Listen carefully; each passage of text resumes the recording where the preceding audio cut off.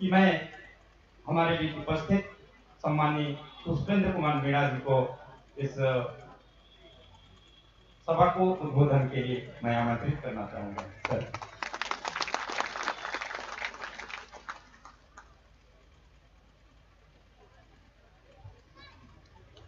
जय जोहार। जय जोहार। मंच पर आसीन लोकप्रिय विधायक माननीय मोहन मरकाम जी, पूर्व मंत्री लताव सेंडी जी, सर्व आदिवासी समाज के अध्यक्ष बंगाराम सोढ़ी जी, मंच पर उपस्थित सभी सम्मानीय जनप्रतिनिधिगण, सर्व आदिवासी समाज के अलग अलग जो समाज हैं उनके अध्यक्षगण, दूर के गांवों से आए हुए मेरे सभी माताएं, सभी भाई, सभी बहन, मीडिया से आए हुए मेरे सभी बंधुओं, आज विश्व आदिवासी दिवस के ऊपर आज जिस तरह का जनता का समागम आज यहाँ पर उमड़ के आया हुआ है, बहुत ही खुशी हो रही है कि जिस तरह से हम कई तरह के त्योहार मनाते हैं उसी तरह से आदिवासियों की संस्कृति, आदिवासियों की महत्वता, आदिवासियों की एक समाज में योगदान को मानने के लिए विश्व आदिवासी समाज के लिए भी जनता में उसी तरह की उत्सुकता और एक समर्पण की भावना देखने को मिल रही है।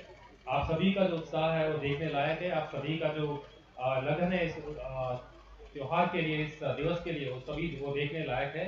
और सबसे बड़ी जो उपलब्धि मैं विश्व आदिवासी दिवस के रूप में मानूंगा वो है कि विभिन्न आदिवासी जो जातियां हैं उन सभी को एक करने का काम विश्व आदिवासी दिवस करता है। एक मंच उपलब्ध कराता है विश्व आदिवासी दिवस, जब कई तरह की सैकड़ों आदिवासी जातियां आज पूरे दुनिया में एक स्थान पर अलग अलग जगह पर एकत्रित होकर आदिवासी धर्म, आदिवासी महत्वता, आदिवासी जातियों की संस्कृति और सभ्यता के बारे में चर्चा करती हैं और उसको आगे बढ़ाने के लिए प्रेरित होती हैं और शपथ लेती हैं। यदि मैं जिले की बात करूं तो आप सभी को पता है कि आदिवासी बहुल क्षेत्र है, वन बहुल क्षेत्र है और सर्व आदिवासी समाज एक संगठित रूप में खड़ा होकर कई तरह की जो समाजों को एक करने का काम किया है और लगभग सभी समाज यहाँ उपस्थित हैं। और जब मैं काम के बारे में बात करूं तो मुझे बोलने की आवश्यकता ही नहीं है कि बहुत ही अच्छा काम सर्व आदिवासी समाज जिले में कर रहा है, सभी समाजों को एक साथ लेकर चल रहा है। और जब मैं समाज के विकास की बात करता हूं तो दो तरह की चीजें निकल के आती हैं। पहला होता है अधिकार, अधिकारों के लिए लड़ना, अधिकारों के लिए संघर्ष करना, और दूसरा होता है कर्तव्य। मैं अधिकारों पर बात करूंगा अभी कि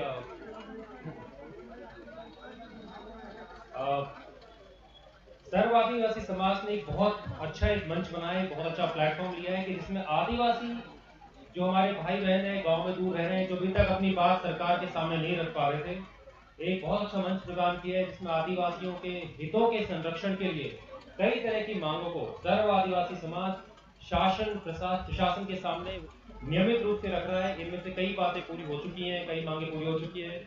वनाधिकार पट्टा के वितरण में कोंडागांव जिला देश में प्रथम स्थान पर है। सामुदायिक वन संसाधन लगभग 52,000 वनाधिकार पट्टों का वितरण कोंडागांव जिले में हो चुका है। सामुदायिक वन संसाधन अधिकार जिसमें सरकारी जमीन, जिसमें जंगल की जो जमीन है इस पर काम करने का पूरा अधिकार पंचायत को और समुदाय को मिलता है, वो भी जिले की लगभग 42% पंचायतों को दिया जा चुका है। 383 में से 162 पंचायतों को मिल चुका है। इनके साथ ही प्रबंधन का इनको हम एक रणनीति इसमें बना रहे हैं और लगभग इस पर काम पूरा हो चुका है कि किस तरह से सामुदायिक वन संसाधन जिन गाँव में मिला है उन गाँव में उस गाँव के बेहतर प्रबंधन के लिए, वनोपज के बेहतर प्रबंधन के लिए किस तरह से अच्छा काम करें, इसके ऊपर अभी काम चल रहा है और ताकि इसमें अच्छा एक रिजल्ट आप सभी को मिल पाए। प्रारंभिक चरणों में हमने 4 क्लस्टर्स को लिया है जहाँ पर सुगंधित कोंडानार, अरोमेटिक कोंडानार अभियान के तहत में सुगंधित जो फसलें होती है जिनका बाद में ऑयल निकाला जाएगा, तेल निकाला जाएगा, उनका रोपण हम इन क्लस्टर्स में करवा रहे हैं। और साथ में कंपनीज के साथ में हमने इसमें अग्रीमेंट किया है ताकि जो भी आप उपज इसमें लगाएंगे सीधा आपका पैसा किसानों को वहीं पर नगद गाँव के गाँव में ही भुगतान हो जाएगा। पर खैर मैं बात कर रहा था समाज के विकास के लिए, समाजों के विकास के लिए। निश्चित रूप से सर्व आदिवासी समाज ने, अभी तक सभी वक्ताओं ने भी ये बात बोली होगी कि बहुत ही अच्छा एक मंच प्रदान किया है जिसमें आदिवासी भाई बहनों के अधिकार और हितों के संरक्षण के लिए मंच द्वारा, आदिवासी समाज द्वारा ऊंचे से ऊंचे लेवल तक देश के प्रधानमंत्री राष्ट्रपति तक बार बार पत्राचार किया जा रहा है कई तरह की मांगों को लेकर, और उसने बहुत अच्छा काम किया है। आप सभी देखते रह रहे हैं कि हर 1 महीने में 2 महीने में बहुत बड़े बड़े इश्यूज को लेकर बड़ी बड़ी सभाएं की गई हैं। गंगाराम जी के नेतृत्व में कई धरना प्रदर्शन भी किए गए हैं, और उनके बारे में ज़्यादा नहीं बोलूँगा। तो काफ़ी ओजस्वी रूप में काम चल रहा है अधिकारों की मांग को लेकर। पर सर्वादिवासी समाज के साथ में मैं लगभग 7 या 8 बार बैठ चुका हूँ, और आज इस मंच के माध्यम से मैं बोलना चाहूँगा कि समाज का विकास तब तक नहीं होता जब तक हम कर्तव्यों का एहसास ना करें।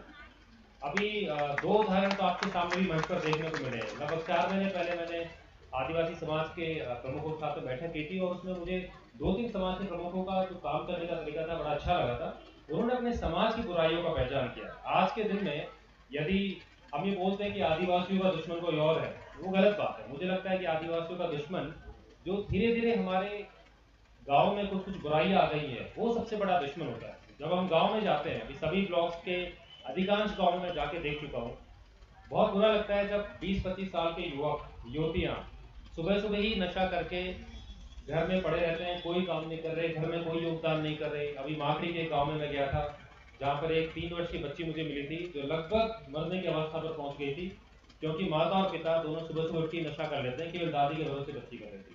तो सर्व आदिवासी समाज से मेरा आग्रह है कि आदिवासी समाज में जो कुछ बुराई आ गई है, जिसमें नशा बहुत बड़ी बुराई है, जिसकी वजह से पूरे परिवार को छोड़कर लोग सुबह शाम नशा करते रहते हैं।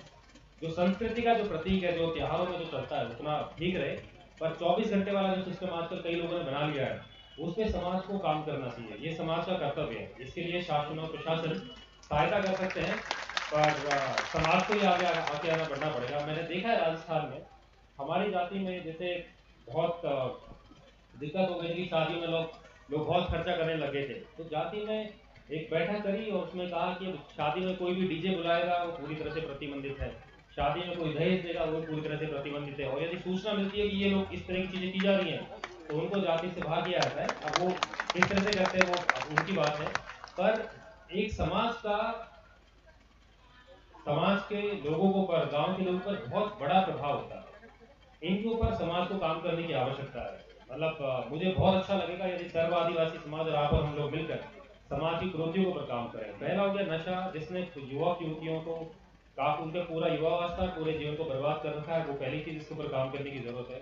दूसरा, गाँव में जाकर मैं देखता हूँ और बात करता हूँ, कई माता पिताओं से पूछता हूँ कि आपका बच्चा कौन सी स्कूल में पढ़ रहा है, उनको पता ही नहीं है। कौन सी क्लास में पढ़ रहा है वो पता नहीं है, क्लास का नहीं पता होता।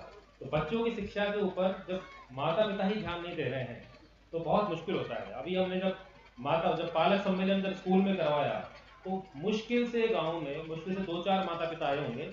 तो जो बच्चों की शिक्षा, बिना शिक्षा के विकास असंभव है। बच्चों की शिक्षा के ऊपर भी ध्यान उस तरह का नहीं दिया जा रहा जिस तरह की अपेक्षा की जा सकती है। और फिर इसमें भी कई तरह के विवाद सामने आते हैं कि आदिवासी समाज में भी कुछ ही की जातियां हैं जिनको अधिकांश सरकारी नौकरियां या फिर अधिकांश जो सीट होती है वो मिलती है आरक्षण में।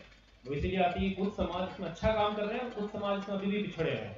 ये भी मुझे लगता है कि कर्तव्य है, शिक्षा को बढ़ावा देने की बहुत आवश्यकता है, तो वो भी सर्व आदिवासी समाज को जिम्मेदारी निभानी चाहिए। तीसरी जो चीज़ है वो है कि गांव में अभी मैडम भी बात कर रही थी और कई वक्ताओं ने बात की, मतांतरण की जो बात आ रही है, ये भी आदिवासी समाज का कर्तव्य है कि अब कोई आदमी स्वेच्छा से यदि धर्म परिवर्तन कर रहा है तो उसको भारत का संविधान बोलता है कि इसको हम रोक नहीं सकते। पर मतांतरण की वजह से यदि कोई दंगा फसाद हो रहा है या फिर इस तरह की स्थितियां निर्मित हो रही हैं, तो गांव में पूरा भाईचारे का जो एक वातावरण है वो पूरी तरह से समाप्त हो रहा है। इसको भी आदिवासी समाज को उठाने की जरूरत है ताकि गांव में सौहार्दता, प्रेम की भावना बनी रहे और लोगों में आपस में लड़ाई झगड़ा ना हो। इस तरह की कई चीजें, मुझसे ज्यादा आप सभी को पता है कि सामाजिक कुरीतियां बहुत सारी समाज में आ गई हैं, और जब तक आप लोग स्वयं समाज के लोग उठकर इसको आगे नहीं दूर करेंगे तब तक इन पे प्रभावी रूप से काम करना मुश्किल है। और जब ये कुरीतियां दूर होंगी तभी हमारे बच्चे आगे बढ़ेंगे, हम आगे बढ़ेंगे, समाज आगे बढ़ेगा। और तभी आदिवासी समाज की जब हम बात करते हैं संस्कृति और सभ्यता को आगे ले जाने की, तभी जाकर वो दिन देखने को मिलेगा। क्योंकि अधिकारों की लड़ाई बहुत अच्छी तरह से कर रहे हैं आप। अधिकतर जो लोग बैठे हैं सभी को मैं बहुत सम्मान करता हूँ इस चीज़ के लिए कि अधिकारों के लिए दिन रात भर भूखे प्यासे इसी स्थान पर, इसी मंच पर लड़ाई चलती रहती है। बहुत धरना प्रदर्शन हम लोग कर रहे हैं। पर मुझे लगता है कि उससे कम मेहनत होगी यदि हम कर्तव्यों के ऊपर भी काम करें और जो सामाजिक कुरीतियाँ हैं इनके ऊपर हम लोग एक संघर्ष प्रारंभ करें। इसी आशा के साथ में कि आप सभी लोग हम लोग मिलकर इस तरह की चीज़ों पर काम करेंगे, मैं अपनी वाणी को विराम देता हूँ। आप सभी को आदिवासी दिवस की बहुत बहुत शुभकामनाएं, बहुत बहुत बधाई। जय जवाहर।